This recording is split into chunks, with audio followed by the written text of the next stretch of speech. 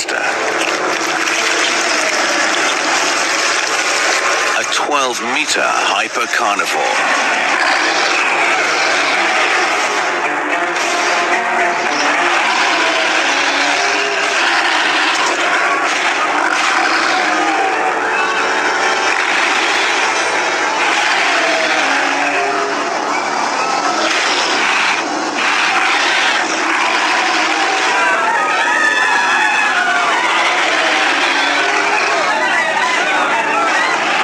Fortunately for us, it's extinct.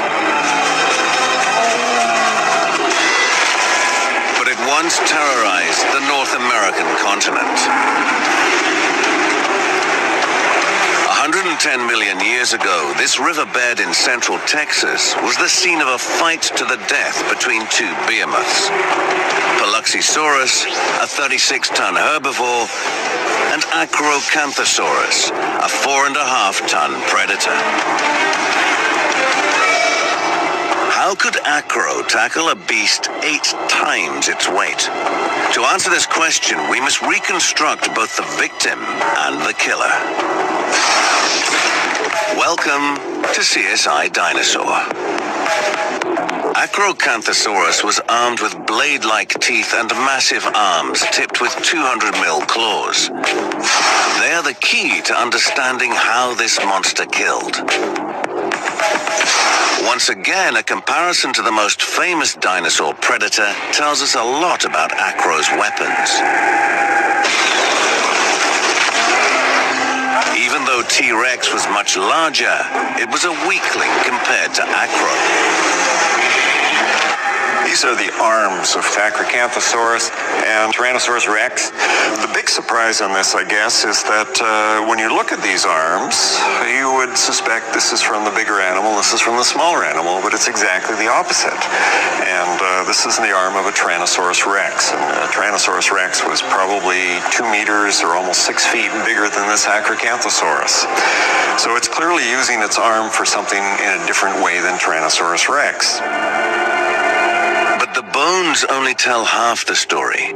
Acro's arms were covered with muscle.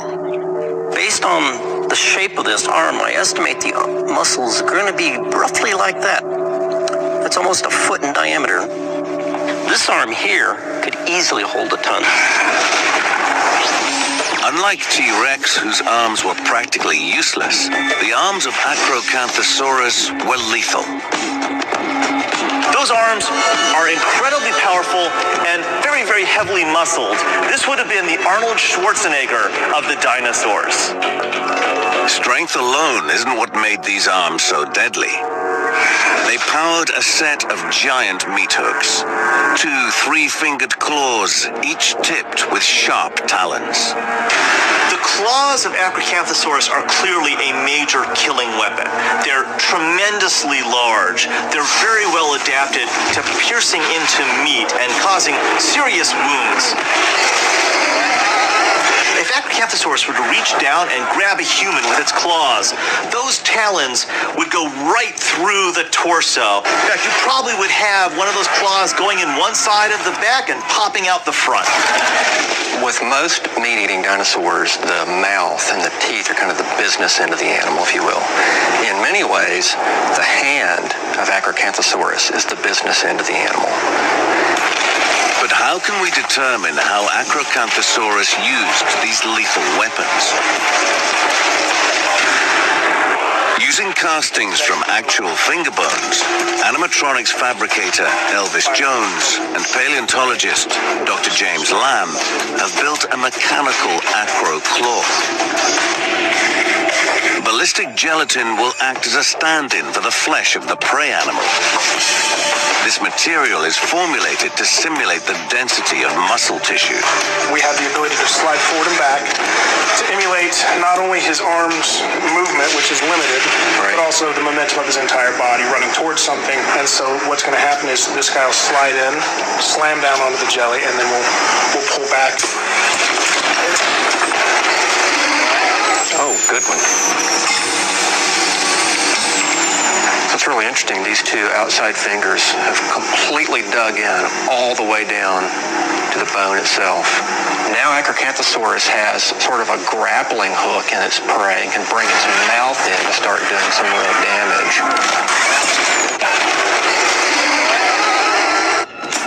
And when Acro pulls those powerful arms back, the damage is devastating. Oh, there we go. I don't know. I think that tells the story right there, don't you? Yeah, that's a big chunk. Clearly, these claws were deadly weapons when used against smaller prey. But just how could a 4.5-ton Acro kill a 36-ton sauropod? We know the Acro had massive arms and horrific meat-hook claws, but were these the weapons that it used to attack huge prey?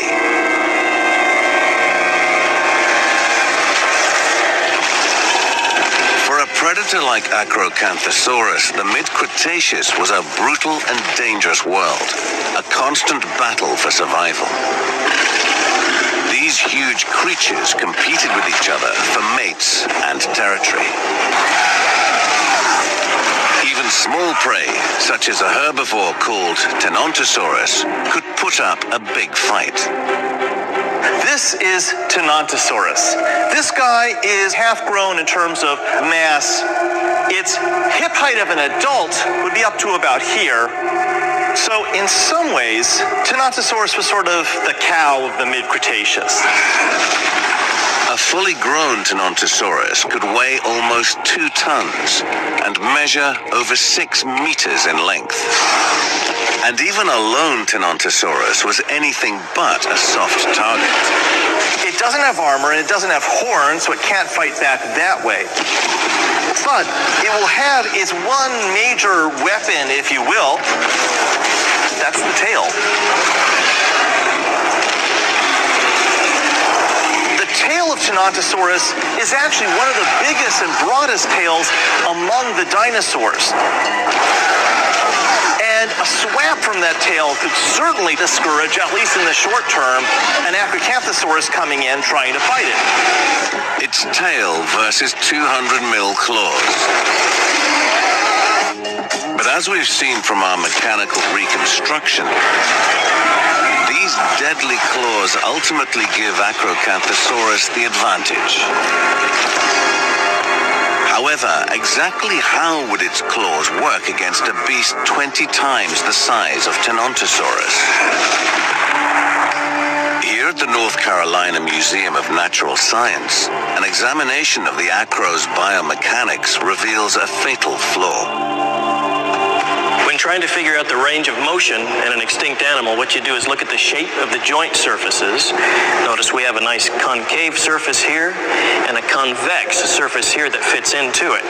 And so we can take this arm back about this far before dislocation, and we can take it in front about that far before dislocation.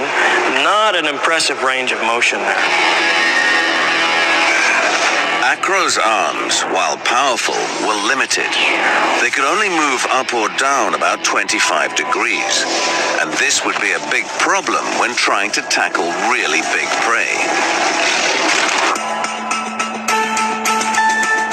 Phil Center and curator Vincent Schneider have built a cast of the arm bones. They mounted them to a frame to approximate their height as Acrocanthosaurus reaches its prey. But seeing these arms next to the sauropod model makes Acro's attack look impossible. Notice that as we move this into position and swing the arm as far forward as it can go, which is no further forward than this, the animal is not really in the best position to grab the prey. Notice how that the hands don't even come up to the elbows of the prey. And the same would work on the hind limb. The hands don't even come up to the knees. So, if you're an Acrocanthosaurus, grabbing your prey with your hands first, not such a good idea. You're going to get dragged. Acro couldn't get its claws in close enough to fatally wound the Paluxysaurus. These massive arms and talon-like claws would be useless against the giant herbivore. They clearly weren't the killing tool. So what did Acro use to attack this huge beast? It had only one weapon left to use: